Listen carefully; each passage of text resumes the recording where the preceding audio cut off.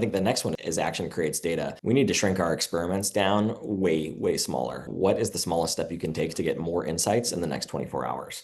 Right? The way that you break the hesitation cycle is not to wait 3 months and convene the corporate stakeholders once again and let them kick it ahead. It's to get 80% correct, like Rebecca said. And the way to do that, though, is like you need to stop asking very large meta questions and instead understand all the assumptions that sit inside of those questions. When you look at a business model, you think about things like, do people want this thing? How do we know that people want this thing demonstrably? Will they pay for it? How do we know that they're willing to pay for it? Of what unit of value?